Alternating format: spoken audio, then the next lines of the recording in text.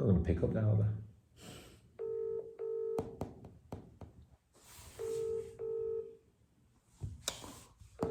That's a shame, because I think this might actually be the contact.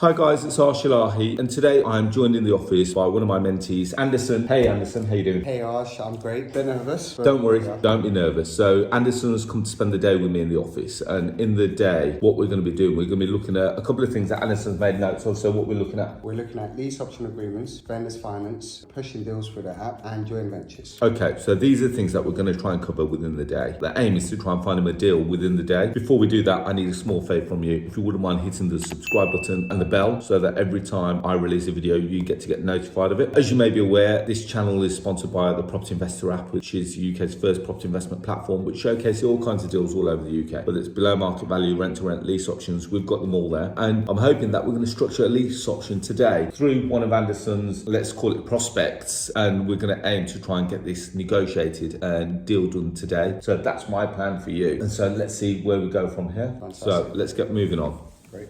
So first session of the morning was that I had to sit down with Anderson because Anderson's got a 5-bedroom HMO in Gravesend, and we just looked at the floor plan. First thing that we've done, and I've just kind of dissected the floor plan for him, and we've realised that we in actual fact couldn't squeeze another room at the building. So that's going to turn it from a 5-bed into a 6-bed. Now we've gone through the legalities as to what that requires in terms of it's going to need lights and it's going to need some additional works done to a property. And it can actually be done quite cost effectively. One of the biggest breakthroughs within the first hour of being with Anderson this morning is that he's an overthinker. He's worrying about things that don't really need any brain space. So little things like, where do we get pat testing done from? What electrical appliances? How hard is it to get someone to put a fire door in place? We're also now starting to appraise another property that you've just recently or in the process of acquiring in Hartlepool. So I think, to be fair, if I can kind of dissect Anderson's brain today and get him to just chill out for a bit. So we're just about to go on a car journey to go and have a look at the 4-bed HMO that you saw in last week's video. And the question that he said to me goes, Arsh, what should we be doing in the car? I just said to Anderson, nothing.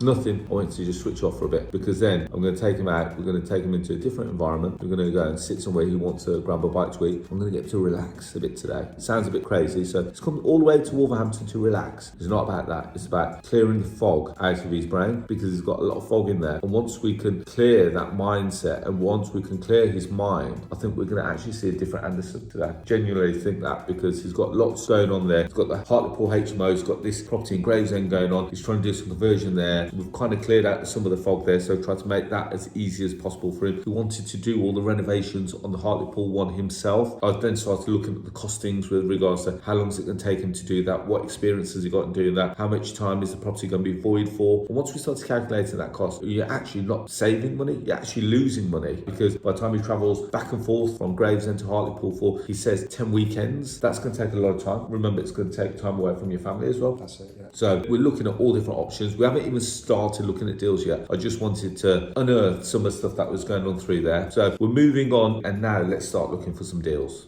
So during the morning, one of the things that we kind of identified with Anderson is that he's quite good at identifying opportunities, but doesn't necessarily follow through with them. And that's almost because he has this thing about almost being like an imposter syndrome. Would you agree?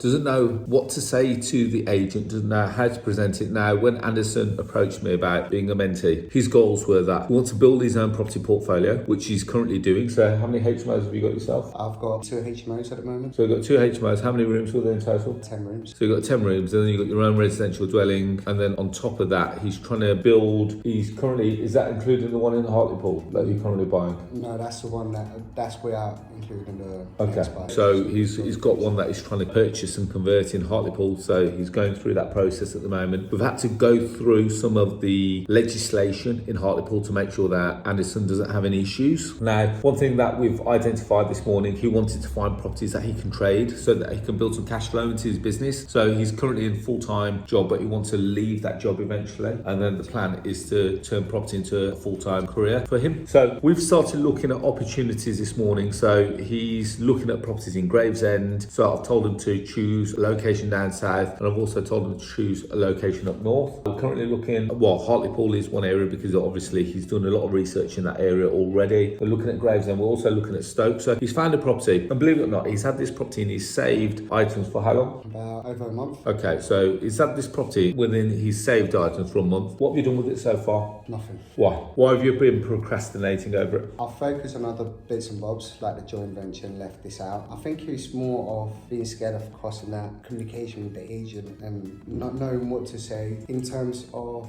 negotiating the deal. Yeah, I understand that.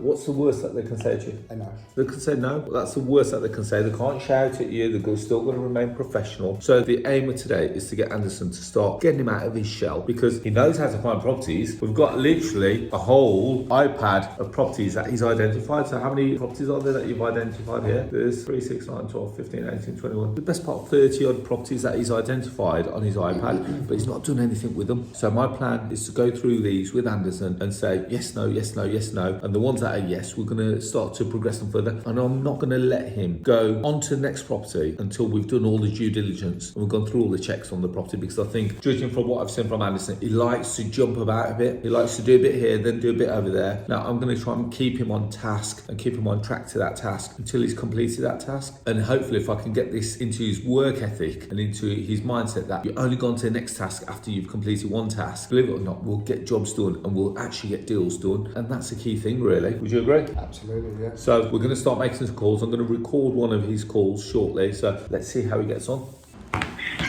So this is the first call that Anderson's going to be making whilst he's in front of me. So really hope that he kind of just holds his nerve, keeps it calm. We've got quite a few questions that I've asked him to make. And then I'm hoping that off the back of that, he follows just the bullet points. We're going to see what the agent says and what information we can extract from the phone call. And then off the back of that, let's see if there's something that can be done here. How are you feeling? Nervous. Don't worry, don't feel nervous. Remember, you've got the bullet points there. Yeah. Just stick to the bullet points. Hello, good afternoon. Who am I speaking with? Hello, good afternoon, Lee. My name is Anderson. I'm phoning regarding a property you got advertised in Super. It's a 6-bedroom, HMO, I believe, in Bortlow Road, Stock-on-Trent. Yes, it is there. Well, we're in the middle of updating it over the weekend, so it's actually been withdrawn from the market for about 6 weeks. Okay. But if you can give us a call then, the landlord will put it back on because he's doing some work on it. Right. May I ask why was it withdrawn? Say again? May I ask why it was withdrawn? Only because he's got quite a number of properties with us, and he's withdrawn all the ones he's got with us at the moment because he's doing work on some of them, and that's one of them. He's also looking at the pricing on all the other ones as well. So in about 6 weeks, give us a call, and we'll be able to sort something out.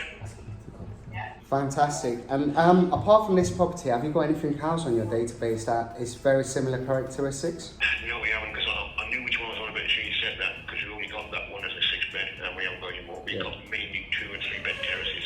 2 and 3 bed terraces. Okay, fantastic. Are they tenanted then, properties? 99% attached, yeah, we manage them. Okay, fantastic.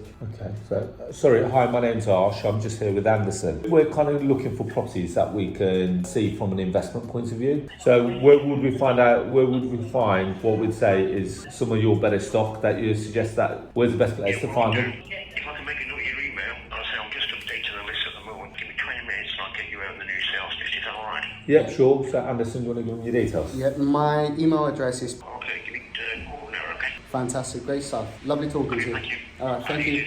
Bye-bye. See, that's quite interesting. What has he told us? Actually, tell me, what have you extracted from that phone call? The current vendor has got other properties. He's looking at the value of them and trying to rejiggle. What else has that told you? But then think he's got- about the subliminal message he told you. Basically, there's a landlord there. He's got multiple properties. He's selling them off. We've got a portfolio landlord that is now potentially looking to sell. Now, he didn't give us the address, which is, neither here nor there. But I'm sure if we located this person off the HMO register, we could potentially get to the point of the owner. Got you, yeah. And if he's selling, we could then start to structure potentially something as a lease option. Lease option agreement with you. Does that make sense? Absolutely, yeah. So even though they didn't give us lots of information, he gave us something that we can potentially follow up on. Which is the landlord has multiple properties. Exactly. Off the back of that, the owner's doing some work on the properties. So if this is licensed, we know it's licensed. So we can follow it up from the licensing. Yeah. How do you feel about that? Confident. Let's get moving on. So this is a little bit scary because now, off the back of speaking to the agent, we've now managed to locate the owner of the property, and Anderson is going to go off and actually start to approach the owner. Completely cold call, but this is where deals get done. So you ready?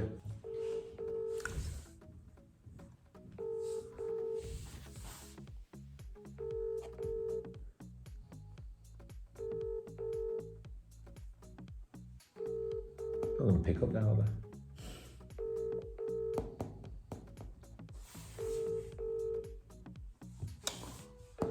That's a shame, because I think this might actually be the contact. And they're not picking up. So I've pretty much come to the end of the session with Anderson today. We've spoken to quite a few different agents. We've appraised quite a few different properties. We've currently got a couple of things in the pipeline. Thoughts, Anderson? You've helped me gather a lot of my thoughts and ideas with what I have already in terms of the HMOs and how to move forward with the deal sourcing, package this up and put it into the platform. So in terms of now, your current HMOs, have you got a better idea as to what you need to do? Are you still going to go off and spend the time? Yeah, definitely. I think on one of the HMOs, after looking at the drawings, we could expand into an extra room. That's an extra income there of 750. That's on one property. On the joint venture, it's giving me a better idea of how to push it forward with my business partner in that sense and finalise that project as soon as we get the keys. But are you actually going to go off and start spending a load of time up in Hartlepool, or are you going to actually pass it over to the builder? It's definitely a thought. I definitely need to discuss that with Do my business partner. not But go I'll and see. start being hands on deck in Hartlepool. It's just a waste of your time. It's a waste of your time. Yeah, There'll be better resource at doing other things.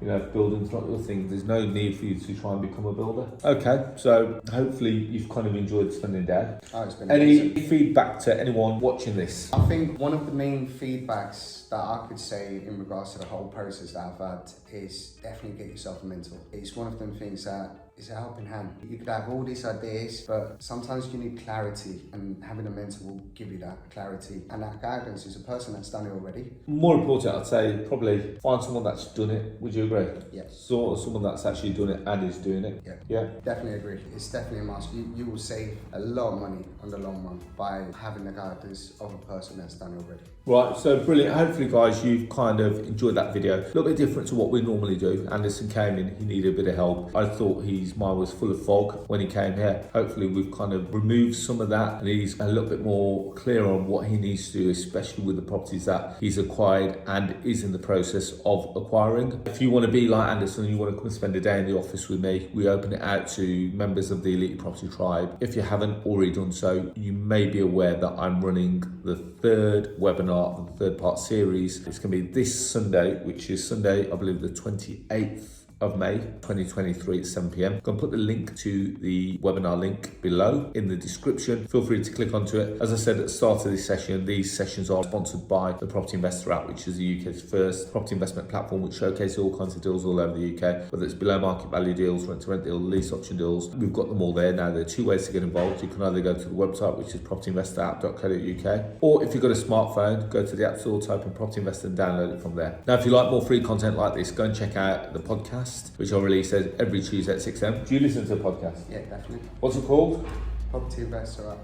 No, it's the not. Rebel. The Rebel. It's called the Property Rebel. So I release it every Tuesday at 6 a.m. Go and check it out. You can either find it on Apple Podcasts, Google Podcasts, Spotify, just to name a few. And finally, if you're on social media, feel free to connect with me on Facebook, LinkedIn, Instagram, Twitter, and TikTok, all under the handle of Arsh. On that note, guys, from myself, also from Anderson, wish you all the very best. Take care, stay safe, and I'll speak to you very soon. Thank you. Bye-bye.